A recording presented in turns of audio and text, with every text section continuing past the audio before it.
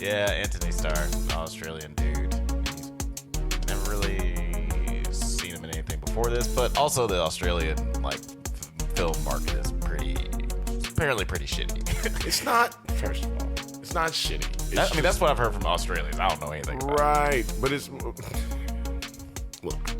If the Australian movie/television market is shitty, then the Nigerians should be wiped off the face of the earth.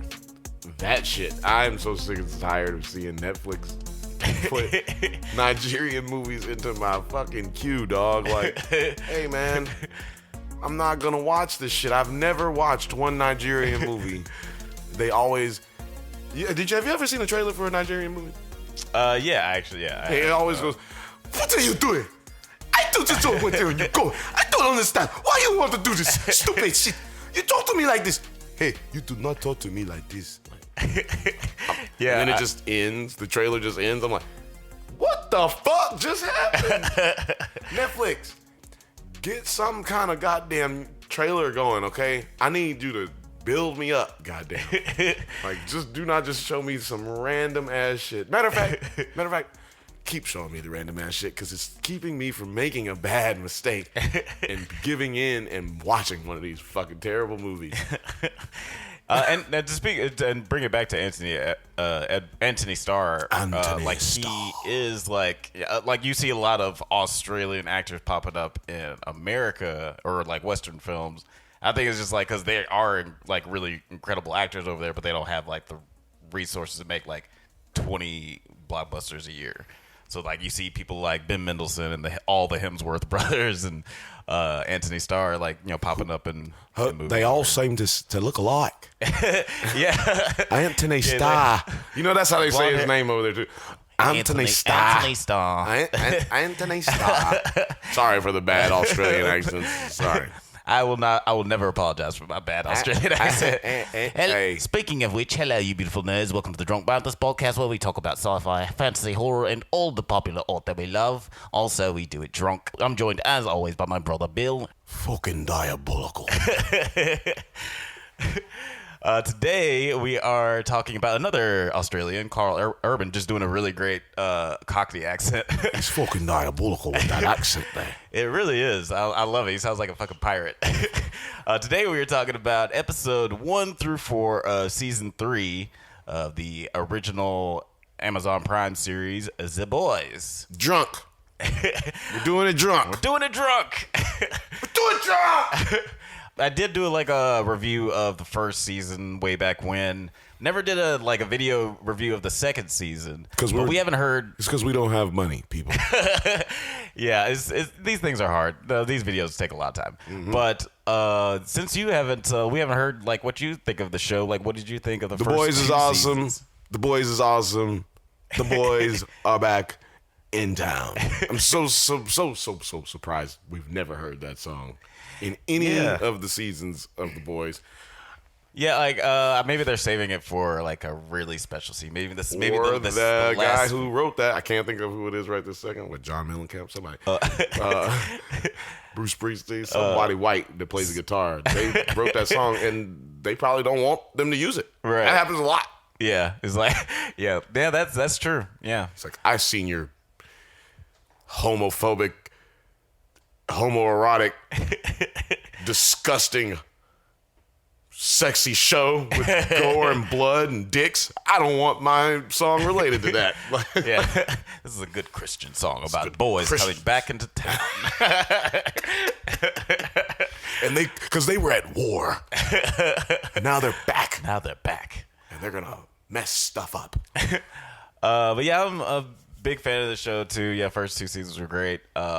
What were your favorite parts of the first season 2 2? seasons? Do you have season 2 favorite parts? Well, my favorite part of season 1 was just how creepy Homelander is. Just how creepy Anthony Starr. Anthony Starr. He does a really crazy. That was not an Australian accent. I was just saying Anthony Starr. If you're reading it, that's how it sounds. Yeah, he just does an amazing job of being super creepy. Yeah. And I said this off pod, he seems to be doing a job like where he knows there's almost no possibility of him getting another job after this. So he's like acting his ass off. Right. Showing all of the emotion without saying things. Like, he does that better. Man, I guarantee you Christian Bale watches this show, watches him and goes, man, this motherfucker, I am fucking mad. Like, he's like mad watching him like, man, I could have did so much of that as Batman. You know, like, right. He really could have, though. Like, as Bruce Wayne, because he was, you know, Christian Bale complained about having to play the stoic character a couple of different interviews. Right. And if he'd have been able to see this performance before that, he probably would have stolen some things from it, I think. Right. I guarantee you he watches this show, and I guarantee you he's like, man, that dude is killing it right now. Yeah, he is definitely like in every single scene. He's like swinging for the fences and like acting his ass off. He's still scene stealing the whole show. Yeah, and the blonde lady who he ended up killing, and she was like one of the better actors on the whole show. Yeah, until her demise. And she was actually like technically the biggest name on the show. Definitely the biggest name on the show. Yeah. Chelsea Handler looking ass. Shout out to Elizabeth Shue and Chelsea Handler, I guess. Oh yeah, I guess I did just shout out Chelsea Handler unwittingly. But yeah, man. So I that was my biggest takeaway from both seasons. Really, like, well, actually, my biggest takeaway from season 2 is the lady who plays the senator or Congress. Oh yeah, Victoria Newman. Victoria Newman. I don't remember the lady's name who plays her, but my second takeaway was that she is hot. And she is cool, and she is a good actress, and she, you know, had an amazing reveal. Yeah. Her character in the comic book is Victor Newman, who ends up becoming the vice president and then ends up becoming the president of the United States. Right. Because Homelander kills the president. Oh! Spoiler! Yeah, I dare say that the character's a lot more interesting in the show. Oh, yeah, he's a fucking bumbling idiot in the comic book. Dumb.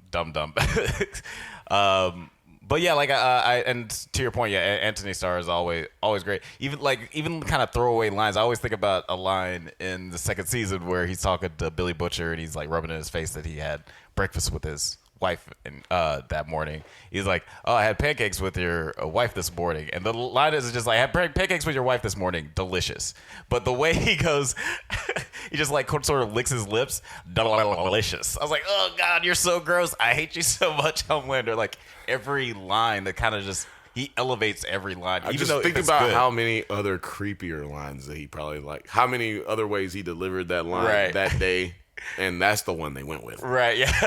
Yeah. When they saw that in the editing room, it was like, oh, yeah, that's the one. Yeah, but there's probably some creepier ones. There was some probably ones that he was like... yeah, like even more intense. Yeah. Like, oh, shit. Why did he say that? And like, I have a theory. I have a theory that Homelander doesn't do as much bad shit as he could be doing, or like as he perceives himself to be doing, or not as perceived, as he allows other people to perceive him to be doing. Right. I just think that, you know, he knows he's completely capable of it. He just he likes to see people in fear of him more than he likes to actually hurt people. Right. But hurting people is just like a bonus. Right. Yeah, it's definitely, it seems like his manipulation of other people is what he enjoys the most, because, you know, he does, above all else, want to be loved. To be loved! Because he even like hints, and we'll get into this a little bit later, but like he even hints at one point in this season that, you know, if he doesn't have the love of the people, then that's when he will like just straight up start murdering people. Because that's like his second favorite thing. It's like number one is like manipulating people and have people know, like think that he's, you know, this god. But it's like if people, I can't get if the illusion is worn off, then I'll do my second favorite thing. Do what I do. But yeah, let's talk about what we're talking about. 1 year after Stormfront's public controversy, Butcher and most of the boys work as contractors for Newman's Bureau of Superhero Affairs to apprehend problematic supes, with Huey as their sort of liaison, some government liaison. Everybody seems kind of happy. Who? Everybody who's doing their like Huey at least. Huey Homelander seems very upset. Huey at least seems happy. Huey and Stormfront seem like they're in a place. Butcher seems very upset. Yeah, but at least Butcher is. And the girl seems very upset too. Yeah. The girl? Right, yeah, she's I know she's got a name, but she did not have a name in the comic book, people. Right. So I'm going to call her the girl. My mama call her the girl. I'm going to call her the girl. Yeah, Kimiko in the series, she seems like she's, starting to not, like, sort of see the moral implications of just, like, killing people. Not really digging it as much. I don't think that happened in the comic book either, but... Yeah, there's a lot of deviations from the comic in this. Like, from, like, the very first season. I'm not mad at that. Things that change. Give a character a reason. Give me a reason to care about the character. Yeah. You know what I'm saying? I'm not mad at that. If she starts having sex all over the place, that's when I'm going to be mad. Yeah, I think that they did a good job of, like, kind of avoiding the... I guess you would say there's like the common trope of the woman born yesterday trope, where like she like gets introduced to a new world and then she automatically falls in love with like the first dude that she sees. We see it in Splash and kind of in Fifth Element, but I like how they haven't sexualized their relationship in any way, shape, or form, even though you can tell there's sexual tension. Yeah, there's an attraction there, and they even in the last season they had a good way of Frenchie backing off of Kimiko and making it more her decision that she wants to actually build this relationship with them. Like, give them both. He is French. Well, he is French, so he know how to talk to them like this. Yeah, he's great. Like, all of the actors in this are incredible. Tomer Capone, I think is his name. Yeah, I'm gonna have to start hitting play on this thing because I'm gonna just because I ain't gonna know these niggas' names. I gotta cheat and look at the Amazon thing. Right, the Amazon cheat sheet. But yeah, like the boys are doing their thing. They're backing down under the like sort of like a government employ. They're government veil. Yeah, right. They're hunting down Soups and locking them up. First scene we get in season 3. First episode, scene 1. Oh, man. Man getting his dick blown off. That was... I was like, well, we're stepping into it like we never left off. Right. Yeah, that was like... jumping on a treadmill while it's already going 100 miles an hour. I read this interview with, I think it was Eric Kripke, where they were talking about developing that scene in the writer's room. And they were like, of course, it's a nod to like all the Thanos Ant-Man memes where like people were like, why doesn't Ant-Man just crawl up Thanos' butt and then explode? Then that's the end of the movie. Because Ant-Man has morals. Scott has ethics. And you don't know what kind of trauma man's gonna go through and he have to fucking go into a man's butt and explode. Yeah, that would be horrifying. And also, I would like to think that through the physics, that would just kill Ant-Man. Like, Thanos' body is just too strong. He would, like, when he would expand, he would just break all the his physics bones. of that is not right. The physics is absolutely, he would fucking explode into well, they even tiny bits because your body is, look, let's just do this. When you have a piece of your body that expands and becomes larger, and it doesn't have damage to it. The things inside you get damaged too. So no, he would have. Well, especially it happening rapidly, instantly. The physics behind that actually says he would explode like a goddamn a little fucking grape, fucking plum. Yeah, I mean, like I feel like if Marvel even ever wanted to address it, they could just be like, alien physiology is different. They could say that's gross. Scott would never do that. Look who we're talking about. We're talking the character that we're talking about. You. Tell him, hey, I need you to go in his butt. What? You'd have 25 minutes of him just trying to get that explained to him. Right. That character, Scott Lang, is not going up nobody's butt for no reason. Look, like this is never gonna. Yeah, this is obviously never ever gonna happen in the Marvel. There's got to be a new Ant-Man. Apparently, that's what y'all telling me. Y'all don't want Scott Lang to be no Ant-Man. Yeah, he's gonna retire after this. Yeah, so for emotional reasons. Also, they were saying. Sorry, I was just gonna say I like the fight scene with the little dude. Oh yeah, that was interesting. Like, yeah, because he obviously has Ant-Man type powers too. Right. And Butcher threw him into a fucking bag of cocaine. Yeah. Fucking, that was hilarious. Yeah. But yeah, like real what goes wrong, man. He's trying to stay true to his sexuality, his fun and games. But he did some cocaine and sneezed inside of his boyfriend's dick and blew him up. Yeah, sex accidents. Sex accidents. Yeah, like yeah, this is a incredible scene. I thought it was hilarious and gross. It was very cringy. And we bring back Termite from like the first season. I remember seeing him in the club where he like dives into some woman's vagina. And later on, we get the boys are at the headquarters, which is the Daily Bugle from the Spider-Man movies. If y'all remember that. And it's also a real building that I don't know the name of. Yeah, I forget. Which is interesting. I think it must be CGI because they filmed this in Vancouver, and they create a fake New York. Right. So I'm really interested to see the behind-the-scenes stuff when it comes out for this season. Yeah, well, maybe since they got like a little bit more of a budget, maybe they did like some shooting in New York, or maybe they just did a flyby. They just like you only need to get a couple of shots from the outside. Yeah. Up top, get a drone shot, and then we're out of here. Right.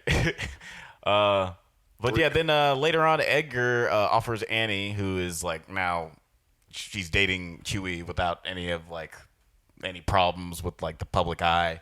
It's like she doesn't have to really hide anymore because she's got more leverage. She's more popular. Starlight's more popular than any other member of the Seven, and that actually leads Edgar to make her co-captain. Sure. Well, shout out to Erin Moriarty. Yeah, Erin Moriarty. First thing I saw her was Jessica Jones, where she fucking killed herself in the first episode. I was like, oh man, this actress is incredible. She's like, what, 16, 17? Oh my god, she's dead. Like, she's a great. She's got a great name, by the way. Yeah, right. Moriarty. Man, shout outs to Sherlock Holmes. Yes. But yeah, like she's doing a great job. Starlight, one of my favorite characters of the show, because she's probably the most stupid. Well, her and MM are probably like the most moral of like all the characters. Like they had their because everybody's got like some gray to them, if not just like straight up darkness to their morality. But I would say like she's Starlight and MM. She's the only true superhero on the show. Yeah, for sure.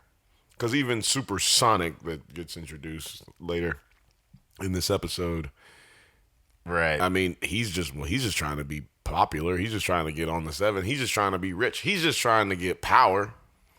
Yeah, and he does seem. I mean, well, no, I'll tell you why. When we get to episode 3, I'll explain exactly what I'm talking about. And go ahead. Go ahead, though. But yeah, Edgar makes Annie co-captain, and Homelander is obviously pissed about that. But Edgar also attempts to sell V24, a new compound V variant that provides temporary enhancements to the U.S. Secretary of Defense, Robert Singer. We saw him in a couple of episodes in the last season. Now, what is his name? Because he's in a lot of stuff, and he always talks like this. Yeah, I forgot what that actor's name is. But yeah, he's always like some gruff military guy. He's always a military guy. But yeah, we saw that in the Asylum episode last season that they were trying to develop this Temp V. There's Temp V. I'm working on his accent since he seems like he's going to become the president. He's going to probably have a couple of more scenes in this show. Yeah, it seems like they're delving a little bit more into the government and political side of things. And definitely going to probably delve more into that with Victoria Newman's character, as she seems to be growing more power. But obviously we'll get into that later. But yeah, what did you think of this the storyline with Maeve secretly meeting Butcher and like trying to like basically not surprising, like she was very much so on the outs of the very last episode. Mm-hmm. Maeve is clearly going through it. She's been broken down and she don't give a fuck about life anymore. Yeah, but she just wants to redeem herself because she feels completely 100% responsible for the deaths of the people on that flight. Right. So yeah, she's still reeling with guilt from that. Yeah, I mean, physics doesn't say that they could have done anything to actually save the plane. Like, Yeah. people don't understand. Like, Yeah. if he goes out there and tries to stop that plane like Superman per se, that just rips the whole plane in half. Like, it just shreds it to pieces because of the G-forces that it's already experiencing. And he's never done it before, so chances are Homelander would fuck that up on the first try. Even if he had figured out a science behind it, like a sweet science behind it. He ain't never did that before. He probably would kill everybody. Right. Yeah. And they even like do it. That's one of the reasons I like that scene in season 1 so much is he even does, in though a very callous way, he kind of explains all that. He's like, like when Maeve is like, just lift it. He's like, lift it against what? The fucking air? Like, I don't. Or what am I supposed to? I don't have any leverage to just like lift it. And if I fly against it, it's just gonna cut it in half. I'm just gonna tear right through it or something. He's like, we should just leave. And yeah, we should just pretend like we never showed up here. And realistically, there is nothing that they could have done. But yeah, obviously the optics. What? I figured out a long time ago what he could have done. What? Because nobody's ever said this. This nigga is super, super fast. He's so fast. Niggas, he's like Batman fast. Right. You know how you be sitting there talking to him, then you look away, and then that nigga's gone. Like, oh man, that kind of fast. You know, not like Batman super fast. You know what I'm saying? But like, he's there and he's not there. Right. You know what I'm saying? He's Flash fast. He'd be disappearing. He's Superman fast. If Superman couldn't fly and stop the plane, he would take everybody out of the plane as quickly as possible, as many of them as he could. Right. Yeah. Why couldn't you just do that? Yeah, I guess he could have technically done that. At least saved half of the people because it's a better story. Yeah. But people who don't care, and Maeve is freaking out. So now she feels guilty. She's thinking about all the things that we just said. She's having the same conversation that we just had every single day, and it's eating away at her, and she's clearly planning something. Yeah, she's working towards something. Her character is working towards something. Right. And we find out that we'll find out later that she's the only person who's good at this stealth shit, because some people just keep on going. But Maeve, because I was like, oh my god, episode 3, I was like, nigga, shut the fuck up. But yeah, Maeve lets episode 4, excuse me.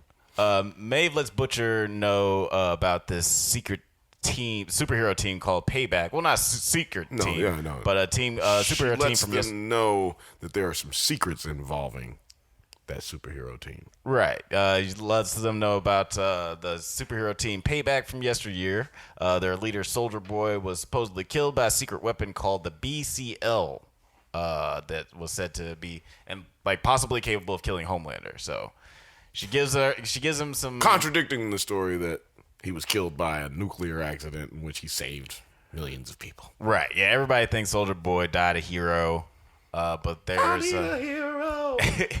But there's secrets afoot. So she gives him some Temp V vials. Secrets afoot and Temp V virus, and then he gonna become a superhero. Yeah. So now Butcher has this Temp V, which it doesn't seem like he's really gung ho about taking. But you know he takes it because he hates superheroes still. But he takes it anyway. Yeah, but this is all lining completely up with the comics, in which the boys end up doing Compound B and become addicted. Right. Yeah, it happens a lot sooner in the comics. I think it's pretty much from the first volume. Yeah. Where they start taking a similar thing to give them temporary superpowers. But yeah, I like the slow burn of this. I like that they didn't introduce this until now, because like it does add a little bit more of stakes in the first 2 seasons. It's like these unpowered people have to figure out how they're gonna fight these gods. Basically. I don't know why, but when you're reading something on paper, you don't need to have like this buildup of a connection, as opposed to when you're watching something on television or in a movie. Right. Yeah. When you have a television show, you need to build with that character. You can't just be like, they're addicted to this stuff, and like they do this stuff, and then why is there a contradiction in their feelings. Like you have to build that contradiction up. Right. You have to build the juxtaposition that the character is going to have, or that the audience is going to feel visually. But in a comic book or a book, if just a regular book, like you don't do that. You just get to it. Yeah, I've noticed that in like in Invincible too, where like, and it might have something to do with, like comic books. You'll put out a couple of issues, maybe a few months issues, and then your publisher is like, readers aren't responding to this. We're pulling the plug. So maybe there's just like a feeling where it's like, well, I got to put all my cards on the table to make sure everybody knows what this is about. Any book, you got to start. You don't have time to wait till chapter 7 to niggas start explaining shit like. Right. God damn. All right. Okay. Susie's in love with Johnny. Like, let's keep it pushing. Yeah, like the pacing is different, which which just shows that the talent of these kinds of creators being able to adapt these comic books into these TV shows. We forgot about Starlight. Oh, what's up with Starlight? Not Starlight. What's the Nazi bitch? Oh yeah, Stormfront. Yeah, Stormfront. Stormfront. She is still alive. She's staying alive. I was kind of surprised because I heard people say that she's probably still alive, but I just kind of assumed that was the end for her. Were you surprised by this? No, I figured if she was still alive, that was the capacity she was going to be in. Yeah, and I think that she's still alive, even though. Spoiler, she ended up dying. So, yeah, after she gives Homelander a hand, or while she's giving Homelander a hand job with her good hand, she's telling him that he needs to start the master race. And he's like, no, I am the master. You're not listening. And you're making my erection go away. Yeah, so he was mad about that. But he was like, it's cool. I love you. I still love you. And he left, but she doesn't love him. And she wouldn't even tell him happy birthday on his birthday. Yeah, and that, we'll get into that a little bit more in the next episode. Yeah, but I'm just saying. But yeah, that was a rough scene. Hand job scene was a crazy scene. Yeah, it was like hilarious and also sad because this poor woman is like clinging on to like the whatever like I don't know. She's like, there's really clearly not a relationship between these two. He doesn't really give a shit about her. He don't give a shit about anybody. And he doesn't give a shit about her crazy Nazi agenda. He's just super, selfish. This is terrible people. This lady is like old enough to be his goddamn great grandmother, right? And his ass is insane. So they fit perfect. Yeah, two terrible people having terrible shit happen to them. Yeah, man. And you know what? I liked it, but I feel bad for the actress to a degree, only because she is a Jewish woman having to play a Nazi. Yeah, crazy Nazi bitch. What does that do for her on social media? Right. I just don't know. Yeah, I imagine. That's gotta be. She doesn't even have Instagram or Twitter anymore at all. Which is probably what I was like. It was probably added to like the.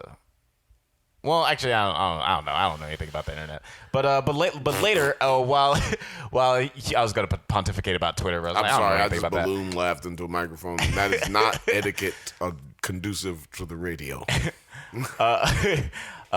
Later, while Huey is working, with leaving work, working with Congressman Newman, which seems like they have a really great relationship. He seems like he's having a good time. But much like Peter Parker in all the comic books, as soon as he's starting to feel good, that's when shit really starts to go bad for Huey. He spots this man named Tony who claims that he's Congressman Newman's best friend, but calls her Nadia. And he's like, he kind of waves him off and has security take him away, but Huey follows Tony later and sees that he meets with Congressman Newman, where Tony urges her to tell the truth about quote unquote Red River. Red River. And then she's like, nah, and explodes him. She's like, bitch, I said no. Pow! It's a little longer than that, but that's when we find out that Right. she doesn't just have the ability to pop people's heads. Right. She has the ability to focus on your body parts and make them explode from the inside. Yeah. Oof, crazy power. But I liked how they explained it, or like without explaining it, with this little scene, showing it's not as easy. Like she's not like as invincible as it would seem, as someone who can just pop your fucking head. And so anyway, I don't want to focus on what I was about to say because it's a episode 4 thing, but just yeah. but yeah, so moving right along. Yeah, moving into the second episode. Yeah, we get the boys. Well, wait a minute. What happened in the first episode? Did the Deep come in the first episode? I forget, man. Because the Deep is so forgettable, or not forgettable. I just don't like that character. But yeah, I don't remember if he came back in this one. It doesn't matter.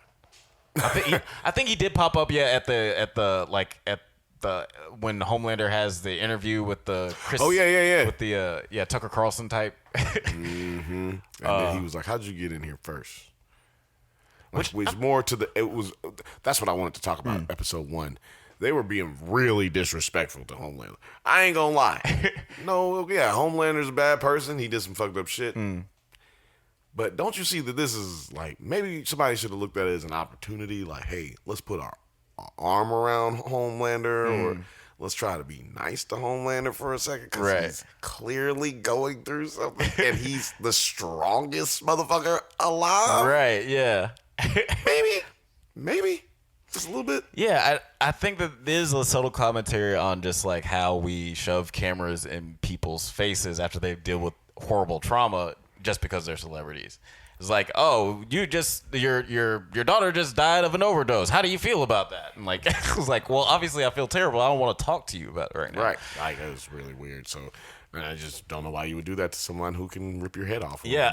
Laser your whole body in half. Right. Yeah. Beyond the implications of it's just like a terrible thing to do to someone who's grieving. It's like, how about you just not poke the bear, like the biggest bear in the world? The bear with laser eyes. Yeah. A bear with laser eyes. Just not poke him. God, that sounds terrifying.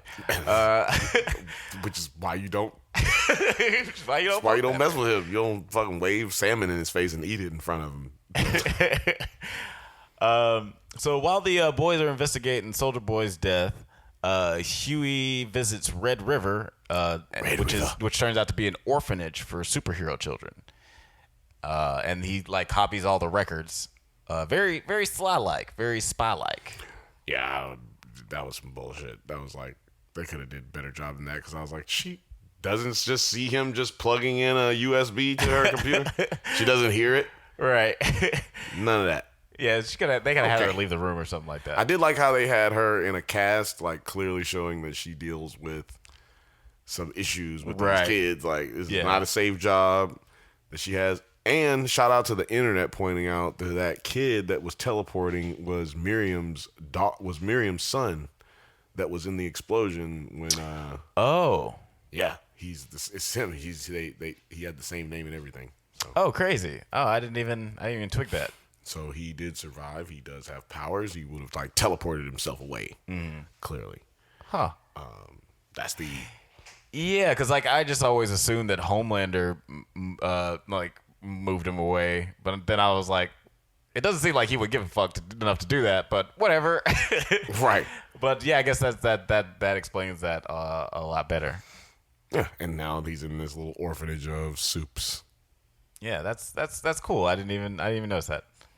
But then later, Butcher confronts Soldier Boy, who's Soldier Boy's former sidekick, Gunpowder, which is clearly like a Bucky Barnes kind of character. Yep, with all of the weird implied sexual abuse. Right. Yeah. The thing they waved it away and said he just like used to beat the shit out of him. Yeah. No, they get to that eventually. Yeah. But shout outs to implied. That's what I was saying. Implied. Yeah, he's like, I haven't heard that fucking pedo shit before. It's like clearly stating that, like, you know, there's a common commentary about young superhero sidekicks. But shout out to Sean Patrick Flannery, who plays Gunpowder, and he was from Boondock Saints. I did not recognize him at all because, he's aged. But yeah, like shout out to Sean And he had Patrick a Flannery. good Southern accent. Yeah. Yeah, Let's just call a spade, man. Right. He tricked you. Yeah, great Southern accent. Better than his Irish accent. Boondock Saints on it. Shit, yeah. I'll say. Way better than his Irish accent. He was like, man. He was like, what's that fucking show? Damn. What's that zombie show? Walking Dead? He was like, fuck Walking Dead. The boys, bitch. And yeah, it does seem like the show is good for like cool cameos like this, where like you bring like Haley Joel Osment and Sean Ashmore who was Iceman in the X-Men movies. They're cool for these kind of little cameos, favorite cameos. Speaking of Walking Dead, actually, later we get what you call it? Actually, that's in another episode, but like the Crimson Countess, she's Lori from Walking Dead, which I didn't even recognize her because of the mask. But yeah, sorry. But Butcher gets in a little gunfight with Gunpowder. And he ends up having to flee. Gets shot in the leg. He does. Yeah, it was a pretty cool cut. It was a pretty cool gunfight. Oh, with the ricochets and stuff. Ricocheted off my cheek. He did. And further showing that got lucky. Yeah, caught me off guard. Hey. Oh, Billy Butcher's in the studio, you guys. Get back to the headquarters and broke down. Took me some Compound V24. Right. Well, it's actually Huey that kind of pushes him over the edge, because Butcher is like, I'm gonna stop doing violence. I think that this thing with Gunpowder kind of pushed him in the other way. He's like, maybe I should chill out, like Huey was telling me to do. That he was like, nah, man, Victoria Newman's a superhero. You need to we need to do something. And the Butcher's like, well, shit. All right, now I'm gonna take this Temp V, and then he goes and kills Gunpowder. After finding out that Soldier Boy died in Nicaragua while on a mission for the CIA, led by our favorite asshole, Mallory. Mallory. How come you never told me about what happened to Soldier Boy? Yeah, like she's got her secrets have secrets. Like, she's always got some I don't know thing that she's not. She's kind of like the Nick Fury of this universe. Mm-hmm. Yeah. Facts. Those is facts right there. I tried another Australian. I tried. Fuck. And then MM, he's also going through it because Soldier Boy had something to do with his family's death. So he's got sort of dealing with some trauma. To the point where his ex-wife is just like, you're not gonna be well until you take care of this. But she's clearly, she's in a happy place because she's got a new man and all this stuff. Although I don't think that's gonna last because it seems like her new husband is way too into Homelander Trump. for the wrong reasons. I mean Homelander. Yeah, he got one. We're gonna see him with one of them goddamn Homelander strap-ons that gets introduced in episode 4. Like, Jesus Christ. Yeah, I guarantee we're gonna see something along like him wearing something equivalent to a MAGA hat or something like that later, and that's gonna draw a divide between her and her new husband. Be when he introduces a fucking strap-on into the bedroom. He's just gonna go, no. Is that we're supposed to replace you, or am I supposed to replace it? No. We need to break up. Yeah. And like you mentioned before, in this episode, Stormfront commits suicide, and on Homelander's birthday, and bites off her tongue. She did, and it's just like the straw that broke the camel's back. He's been dealing with a lot of shit, as we've already said, and he ends up having this huge speech on his birthday. Well, he ends up making television. a girl jump off of a fucking building and kill herself. Oh yeah, that's the next episode. Yeah. No, when he finds out. It's when he finds out that Stormfront has committed suicide. Right. But I don't think Stormfront is dead because in the comics, spoilers. Skip 25 seconds if you don't want to hear this and you don't want everything ruined. But in the comic books, Compound V will basically make you a zombie. Basically, these guys can't really die. Oh, right. Unless their like heads pop off. But they can't really die. They'll just be walking zombies of them, zombified versions of themselves because the Compound V electrifies and reanimates the body, even though the person is no longer there. Right. Yeah, I think that that might be like it'd be interesting if they go that route and have the zombie. We get a zombie Stormfront. That'd be cool.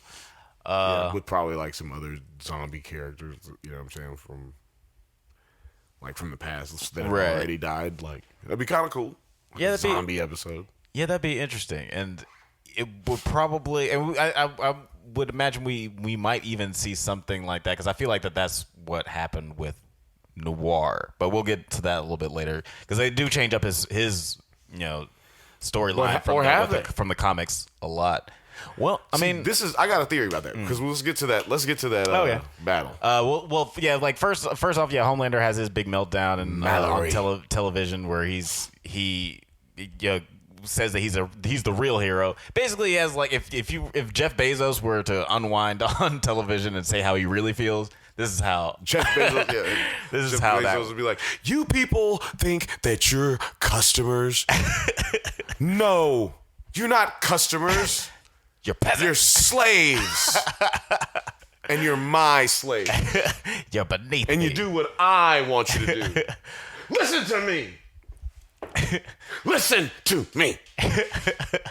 And then after all that, go online right now and buy you little cows, and I will eat you. That's what Jeff Bezos walks around saying. Yeah.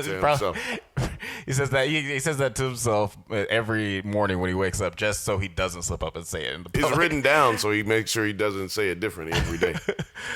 But yeah, then to his surprise, half the country, well, mostly straight white dudes who are like who hate black people, they all rally behind Homelander, the Proud Boys. Basically, the Proud Boys of what America. happened is what would happen right now is if you did that. He basically took all of crazy white America with him, which that's America is majority white, right? Still, people who subscribe to Ben Shapiro, those type of people, all those people go towards Homelander, of course. Yeah. And it's like if Trump got up right now and said all the things that Homelander said in that speech, everybody would go towards him. Right. If Jeff Bezos said it, people would go gravitate to him like crazy. And guess what? They'd be asking him to run for president. Right. Yeah, exactly. So, yeah, that was very predictable for me that he wouldn't lose fans. Yeah. And it kind of even it's sort of Lex Luthor-y. Because a lot of the times in the comics, Lex Luthor is displayed as this despicable person, but somehow has the clout to, still run multi-million-dollar companies and run for president. He has helped save the world several times too. So it's like, right when if you're a human being and you're just not very well educated and don't know really what's going on, you'd have to assume he's not that bad of a guy. Y'all always trying to make him seem like a bad guy. Why would he save the world? Right. He's always trying to destroy the world. Y'all trying to say he's trying to destroy the world. Well, why would he do that? He's trying to save it. Why would he help you save it? Right, yeah. So make sense out of that for me. Yeah, that's that dumb logic people be having. Like, nigga, you don't know what the fuck he was doing. You don't know that the reason he had to save the world is because he let out this goddamn parademon who's now trying to motherfucking destroy the world. Right. He's always saving the world so he can conquer it later. That's his only desire. Yeah, I like that aspect of just villainy that they're tapping into with Homelander. Then amidst the pressure from Homelander dealing with the reality TV show American Hero, Annie's childhood friend and ex-boyfriend Alex / Supersonic joins the Seven, while while the Deep is reinstated. Yeah. What did you think of Deep rejoining the Seven? I thought it was kind of predictable. Homelander likes having someone to pick on, and he also wants to terrorize Starlight, because what we are all forgetting is Starlight helped kill his little girlfriend. Like, Yeah. or Yeah. at least, fuck her up real good. Right. And so he's not forgiving in that, but I also think he kind of likes Starlight for the fact that she's not afraid of him. Yeah, I feel like that's one of the reasons why he hasn't killed her yet, because there is some sort of weird fascination with her. It's probably similar to the way he felt about Maeve when she first started, because Maeve even mentioned before that she was a lot like Starlight when she started, but she just compromised her morality so much that she's where she is now. So maybe he's just trying to find a new plaything to corrupt, Yeah, or see if she is corruptible. Right. And then he's like, but if she's not, I'll just kill her. Right. And then Homelander, to your point, he announces on television that he and Annie are in love. And they fucking. And then Annie has to obviously reluctantly play along with it just to make sure that people don't start dying. Right. But meanwhile, like we were saying, to get back to the whole Nicaraguan war situation, Mallory reveals that Payback was deployed to assist the CIA in fighting a communist government in Nicaragua during the Cold War. Say that 5 times fast. Yeah, that's why I had to have that written down. But they were destroyed during an attack by Nicaraguan and Russian soldiers at the time. And let me just say this. It shows you how little help the superheroes really are. Yeah. Like, Vought creates most of the situations in which they are able to, quote unquote, save people from. And these guys are just jokes. Like, they get wiped out by a fucking Nicaraguan army. Right. Like, they're clearly not soldiers. Like, they get so fucking scared. They got a 14-year-old man and a goddamn hand cannon and fucking 50 caliber rounds going all over the place, killing everybody, including their own people. Yeah, it is. They're clearly all afraid, and then Mallory gets knocked out and wakes up to everybody being basically dead. Right. Yeah, it goes terrible. And the only people who didn't die were the people who were smart enough to hide. And then the rest of them... Oh, and then Black Noir, who was actually holding his own pretty well, but he was not killed, but he had his head split open. Yeah. And he was burnt all up. Now, you could say, well, he's done, right? That's him. That explains why he's got all the burns on him in the present and blah, blah, blah. Right. But I don't think that's him. You think he died that day? I think that he died that day, and they cloned him. Yeah, because in the comics, Black Noir is a spoiler. Clone. Spoiler for the comics. But Black Noir in the comics is a clone. And I think they gave you a perfect way to make that happen. With that incident, you know what I'm saying. But the focus isn't really on that because Soldier Boy was kidnapped. Right. Yeah, like the question of like the whole situation, we're trying to figure out what happened to Soldier Boy, how he got killed by whatever weapon, but turns out he was kidnapped by the Russians. And Black Noir, before the whole thing goes off, we see him actually having an argument with Homelander where he's like, I'm not wearing... No. He's having an argument with Soldier Boy where he's like, I'm not wearing the fucking mask anymore. He wasn't wearing it. Was it Edgar? It was Edgar. Yeah, that's right, there Edgar. You go. I was like, you're going to figure it out. You got it. It was like somebody you talked to somebody. You shocked me when you said Soldier Boy. I was like, whoa. Maybe he doesn't know. But you got it. I'm proud of you. No, so, But Edgar, as a black man, tells him, what you have to do is you have to trust me. Yeah. I will one day get you to take off your mask, but for now, because of regions like the South, we're going to need you to keep the mask. Yeah, this dude was doing a really good Giancarlo Esposito in person. He was pretty good. Yeah, I could see him as a young Edgar. Right. I mean, if I hadn't seen that actor at that same age and do the right thing.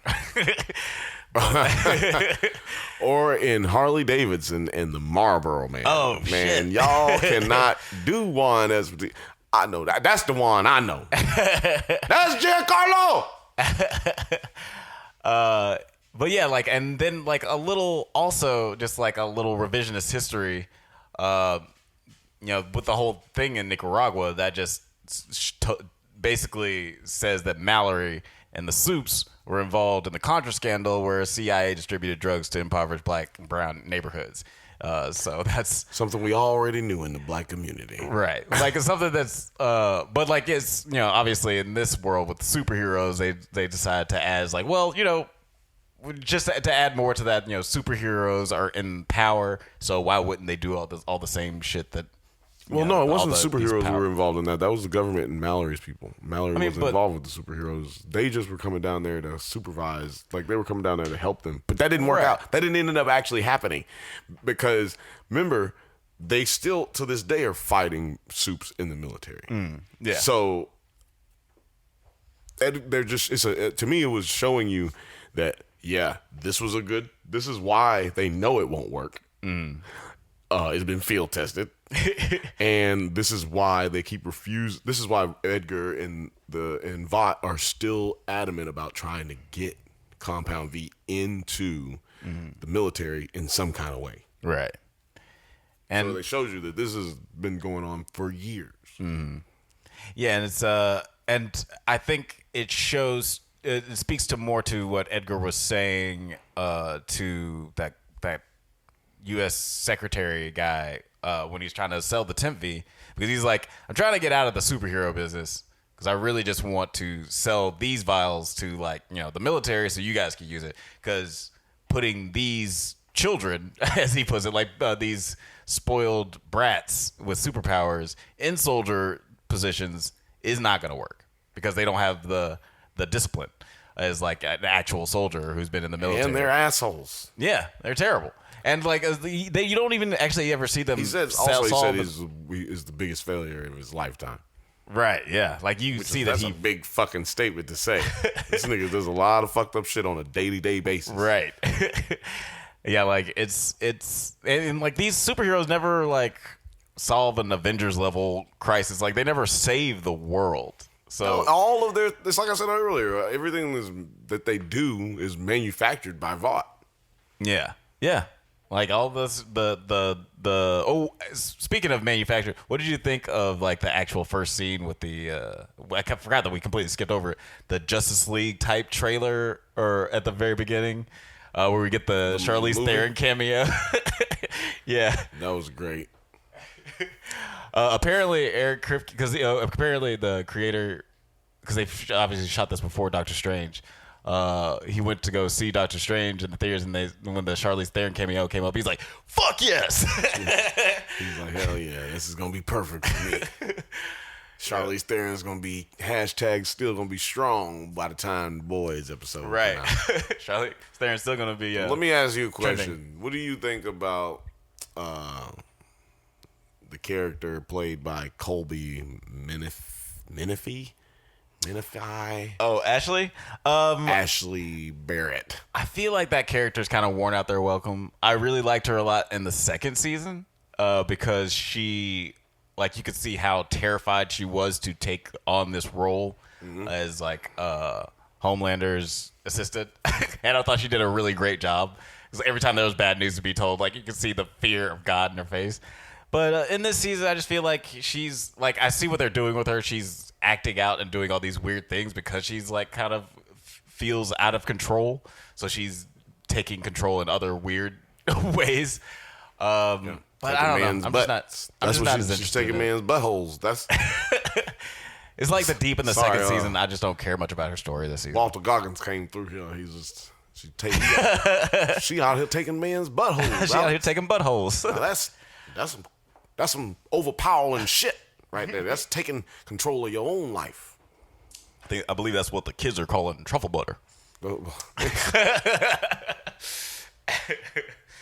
Shout outs to vice principals. Oh shit, we should do a whole fucking joint on vice principals. When there's dead air day, when there's dead air time coming up soon. Yeah, we got to revisit Jody Hill and do that. Y'all know what the deal is. They're geniuses. Yeah, next time Jody Hill does a thing, like whatever it is, we need to just find a excuse observe and report. Vice principals. We're gonna do those too. Like and subscribe. But yeah, then later, Butcher goes to see little Ryan, Becca's son. But you see that he has like a pretty good relationship with him in the first few episodes. But in this one, after he finds out about the Contra scandal and all the soups and soldiers boys shit, it kind of seems like he's mad about that, and also he's maybe freaking out a little bit from the Temp V. And he storms out, and he does the whole old dealer thing. It's like, I never wanted you. You're forgetting that he took the Temp V and lasered Gunpowder's head off. Oh no! He's nervous about having the laser eyes, and he's coming down off of it, and he's also nervous about getting a visit from Homelander. So he's trying to keep Ryan a little bit more safe. Yeah. So. Fast forward to the end of episode 2. Where Butcher throws up on Huey. No, yeah, but what were you about to say? Oh, I was gonna say finds out that we're gonna be taking a trip to Russia. Yes, we found out we're going to Russia because Frenchie's. Look, we're not talking about that because it's kind of boring. Yeah, it's a weird storyline, but it's how they end up getting to Russia to nice, to get to the Soldier Boy. They get to Russia, and they're in Russia, and we're in episode 3, right? Or episode 4 now. Oh yeah, 4. But yeah, Butcher. Then, all that stuff happens where they decide they're gonna go to Russia. Kimiko's got to go do a thing so they can go to Russia. But then Huey learns out about the Temp V because, like you said, Butcher throws up on his face. Poor Huey. But Billy doesn't want him. Billy doesn't want Huey to use it. Huey, he got dressed down by Homelander earlier, so he's feeling and he had to be saved by Annie again. So now he's like feeling a certain way. He's feeling slighted. He's got that little dick energy right now. But Billy doesn't want to give him the Temp V. What did you think about this like whole dynamic with them, like them and the Temp V and all this, and Huey really wanting to use the power? They set it up like it was a fucking they were just talking about heroin. You know what I'm saying? You just replace heroin with you don't want this shit, right? Man, it reminded me of Walk Hard. I haven't seen that in a really long time. I don't think I've seen that lately. Tim Meadows and what's his name? Damn. Oh, John C. Reilly. John C. Reilly. And so the scene where he does they're reenacting the scene from Ray where Charles goes in trying to get some drugs, and they're like, you don't want to do none of this shit. This shit right here, this will get you fucked up. And he's smoking the weed, and he's like, man, I do want that shit. He's like, no, you don't want this shit. This in Walk Hard is like, you don't want to do any of this shit. Get away, Ricky. This shit'll fucking make you want to fucking have sex with white women, and it'll make you play music really, really good. You don't want none of this shit. He's like, I do want it, but I do want that. I want all those problems. Yeah. Yeah, it does like, have that kind of. You don't want to do any of this. This is punishment. Yeah, this will solve all your problems right here. It's clear that there's that dynamic that they're setting up gift the and a addiction. curse. Yeah. But as the boys infiltrate the secret laboratory in Russia, they are kind of overwhelmed by Russian soldiers until kinda. It seems like Butcher kind of gave up very quickly, or at least maybe the story wrote for him to run out of bullets really quick. This is like everybody ran out of bullets really quick. Remember, they usually way more prepared. ran out of bullets first. Right. Yeah, that's right. Yeah, it seems like they go in way more prepared sometimes. Don't they usually come up with that huge machine gun? It was a stealth mission. I guess so. Yeah. But maybe that just speaks to more to like Butcher was. Because he already took the Temp V. He's like, hey, I know I'm going to do this. Yeah, he brought it. He knew what the deal was. But after they get overwhelmed, Butcher and Huey use their powers. We find out that Huey also took the Temp V, and now he's got these teleportation powers. He's got Nightcrawler powers. Yeah. I don't know how he would have did that, though. How would you have stolen that from Butch? Yeah, he must be really good at the spy shit now because right? I don't know the time when he would have been able to grab that. Maybe while they were on the plane. I don't know. Yeah, maybe before he saw him doing it, he already took it. I do like that we didn't get a scene like where we see him steal it. It just adds to the reveal a little bit more because I feel like we've just been waiting for him to use his powers. I ain't gonna say I like it, but I ain't mad at it. Yeah, it's not terrible at all. I did like the reveal where he just teleports and then punches the dude through the chest. He's like, "Oh, I'm sorry. I'm so sorry. No, you're not, nigga. You punched a hole through my chest." And then Butcher sees like the big tank that Soldier Boy is. Oh, shout out to Jesse, the hamster. Oh yeah, the brain burrowing hamster, which is actually apparently from the comic books as well. Oh really? Huh. That was wild. I guess he's still burrowing around that dude's body because I thought he was just gonna pop out the other end and then start flying around. But well, in the comic books, Huey keeps him as a pet. Oh really? Yep. That's cute and weird. Jamie. His name's Jamie, not Jesse. Jamie. Hamster Jamie. Shout out to him. But yeah, then Soldier Boy is revealed to be in like a little cryogenic chamber. He busts out, or the Butcher busts him out, and then he does like this Havoc type blast out of his chest and shoots Kimiko through a wall. But for whatever reason, she's not healing. Now, do you know why she's not healing? Why this would have happened? I have no idea unless it's some type of like Butcher said, he couldn't do that before. Right. They must have done something to him. So yeah, I think they did something to him. Maybe that blast that he creates diminishes your powers as if you're a soup. Right. Because they would be trying to figure out how to take people's powers away from. So maybe that's what that is. And clearly Soldier Boy's out here on the run. Yeah. Butt naked. Why does he not just say, hey, y'all, hey, thank you for letting me out. Clearly y'all aren't Russian. Can I get some pants? Yeah, it's very common trope. Blowing the bitch up through the window. Right. Well, he was going to blow up Frenchie, first of all. Yeah. Oh, yeah. This Frenchie was about to be turned into goddamn soup. But yeah, like it does seem like he was sort of been experimented on for however long to be some sort of superhero killer. So I imagine it's gonna the next episode or the next couple episodes is gonna be them trying to track down Soldier Boy, and maybe he ends up joining the boys. I don't know. We'll see. Or maybe he joins the coalition to kill Homelander. Right.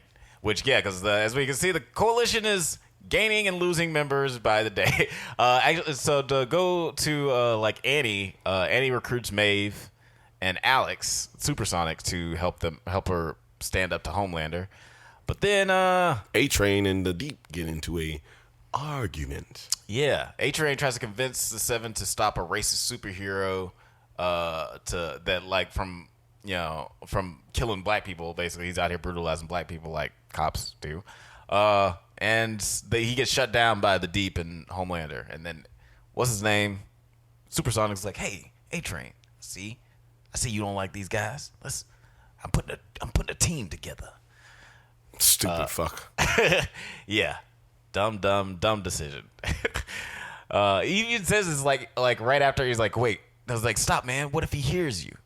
But he's not gonna hear this when I tell you to join our team. I don't know. Dummy.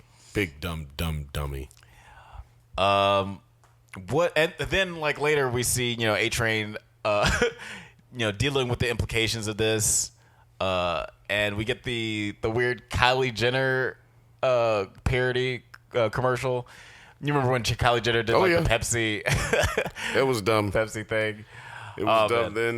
That was kind of dumb now. But I guess they're just trying to find ways to keep this dude A-Train in the show. Right. Yeah. His storyline is interesting. This Jesse T. Usher. Yeah.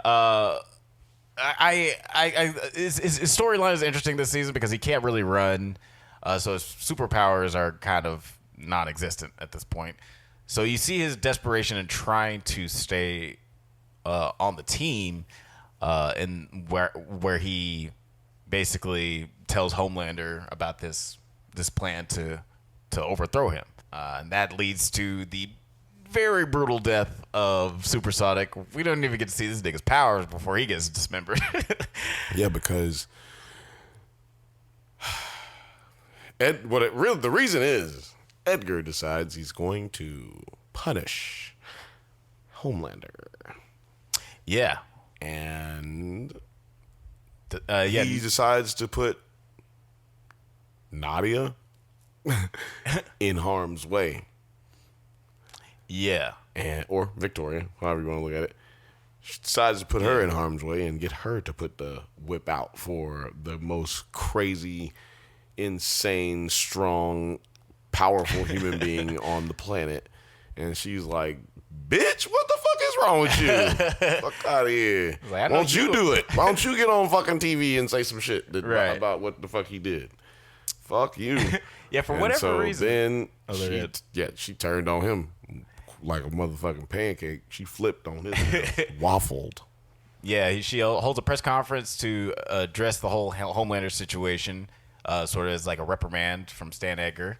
But she betrays Edgar and publicly accuses him of committing a whole bunch of crimes that he committed. Yeah, that he totally committed. But it shows you how rich people don't get arrested the same as normal people, because after this whole announcement, he's still in the 7 tower or in the Vault Tower, getting drunk. And he says some wild shit to Homelander. It seems like straight from the comic book, by the way. What? Yeah, 80 over 30. That's from the comic book. He says that exact fucking line. Oh, that's so and funny. Fucking he's like, you just sitting there, you're listening to I don't know what the fuck, but he was like, how are you so goddamn calm? Right. So people who don't know 80 over 30, that's his blood pressure. Right. That's a very low blood pressure. Mm. Mine's 126 over 60 or some shit like that. Yeah, which is not. It's lower than normal, 80 over 30. That's what I'm saying. That's a low ass blood pressure. Yeah. Mine is considered low, and it's good healthy low, 126 over 60. Yeah. This nigga 80 over 30. Goddamn, this nigga is depressed. That's you don't feel nothing, dog. What's wrong, Edgar? He's a very interesting character, and is perfectly cast by Giancarlo Esposito, because he's got such a calmness to him, and it's seemingly unwarranted. Because Newman is understandably afraid of just doing this press conference. And she's got power. Homelander. And she's she got could power. Possibly pop his head open. She don't know. Yeah, she doesn't know. But Edgar, for whatever reason, just has no qualms with just standing in the privacy of this room where Homelander could just rip his head off. Edgar is saying the wildest shit to this dude, and then I was expecting him to kill him in that scene, but he just is I knew he didn't in the comic book, but I was thinking maybe they'll just laser him up right here as he's walking out. Right. But that's what I was speaking to the sound design off pod. The sound designer, right? Everybody who does visual. The music supervisor, the sound designers. Those motherfuckers killing it. They are building up all of that tension that we are feeling, and it is working like delightfully. Yeah, absolutely. Shout outs to Yvette Meteor and Wade Barnett.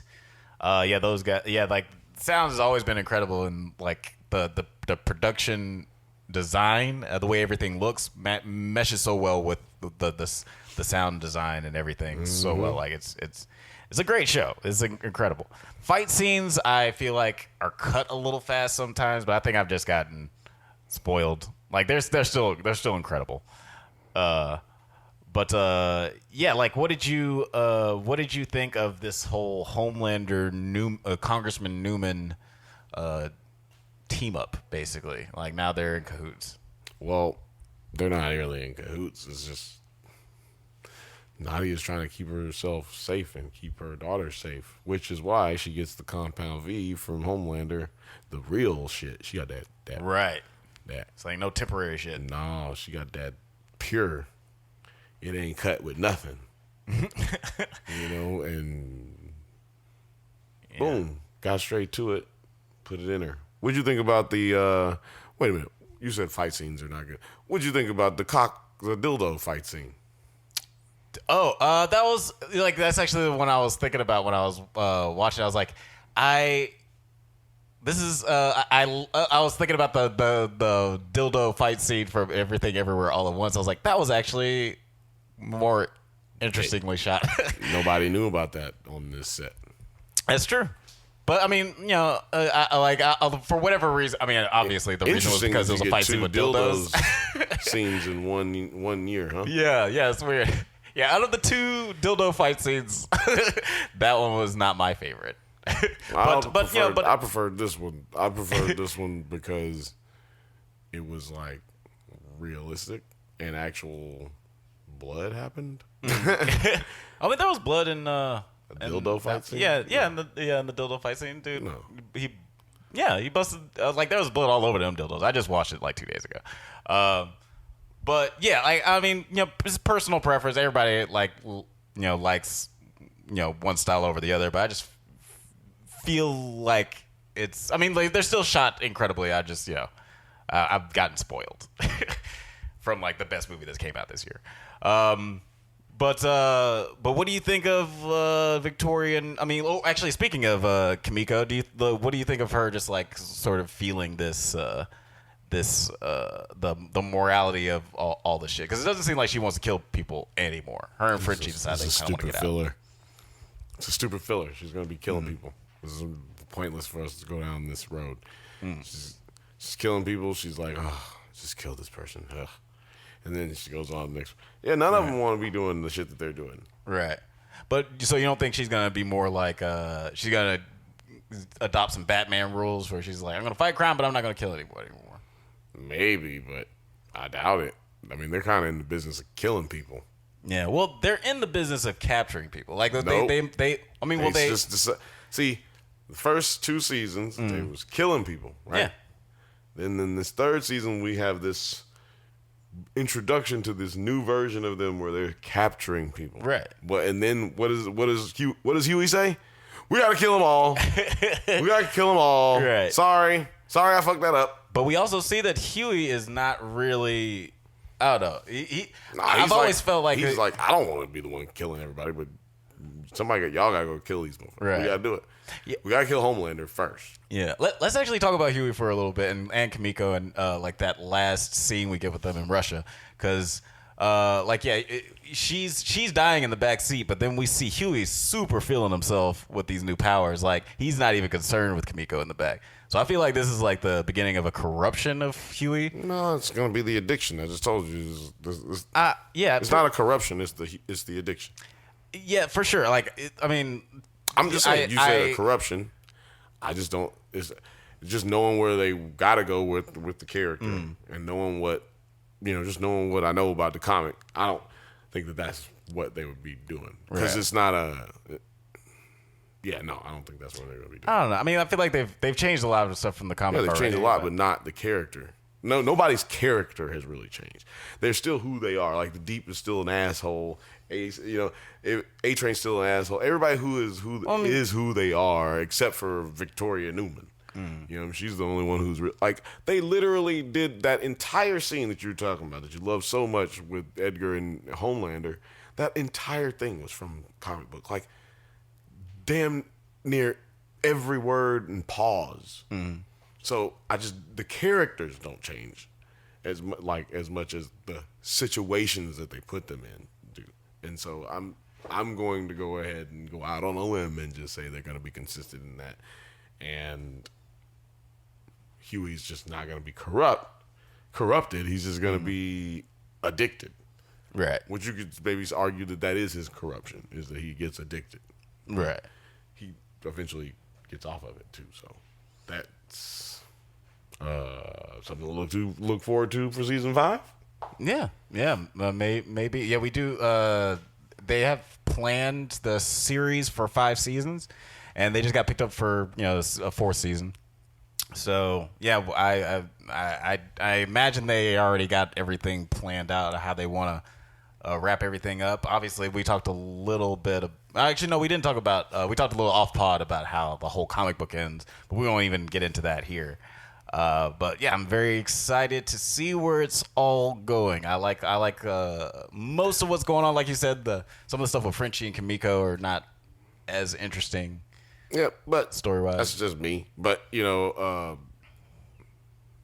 we end with Starlight and Homelander leaving an event, and him being like, let's fly away together. And they fly away, and right, yeah, like we mentioned, he had sees old supersonic face all ripped off.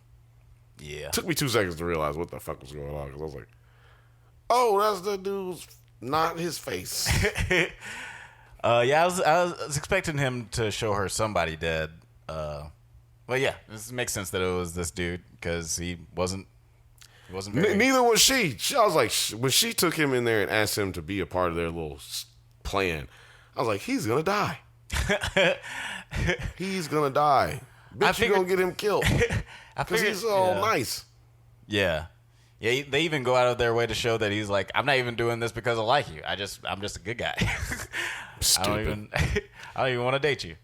And she was stupid for thinking that was going to work. Like, let's get more people involved. That'll create less opportunities for failure.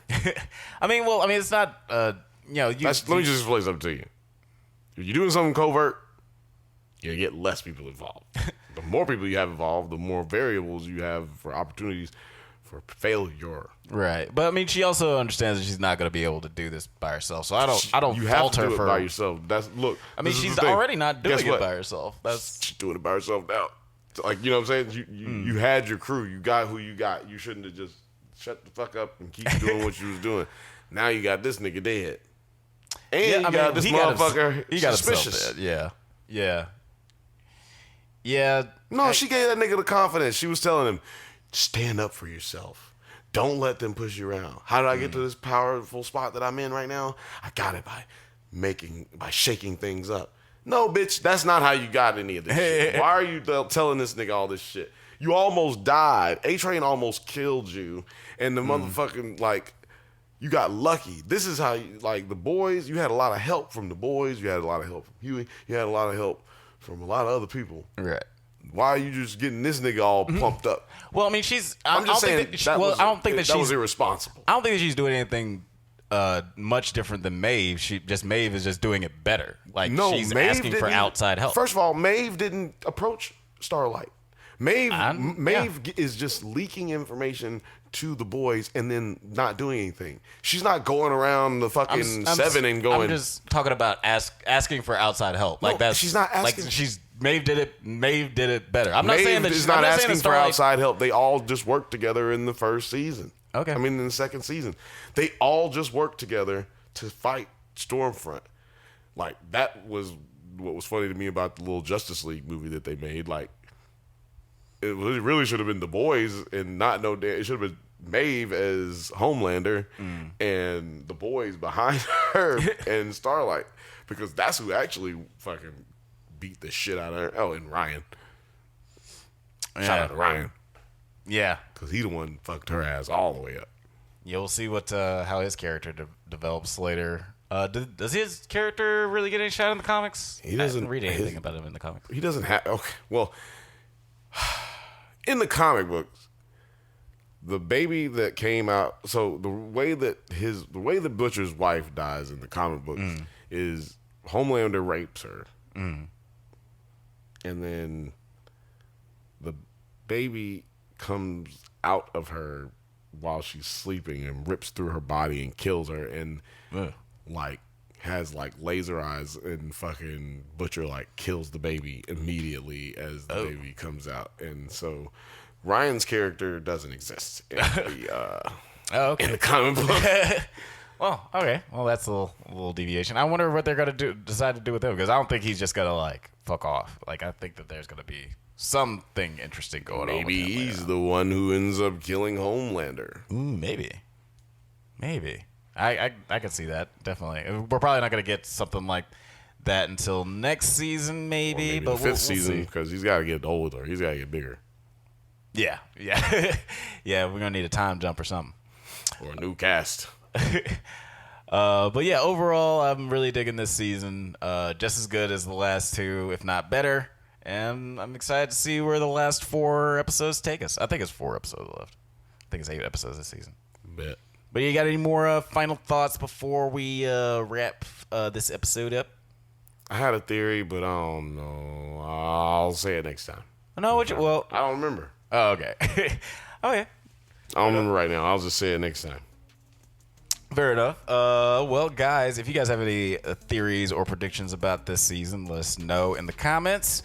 Thanks for listening to the Drunk Banthas podcast. We do this every once in a while, so go ahead and leave a like and subscribe so you can get updates on new episodes of the pod and new video essays from yours truly. Check us out on Twitter, IG, TikTok, likewise, all the internet things at Drunk Banthas. You can also check us out on Spotify and Apple Podcast. Until next time, stay safe, my little cocained up miniature superheroes, and may the force be with you.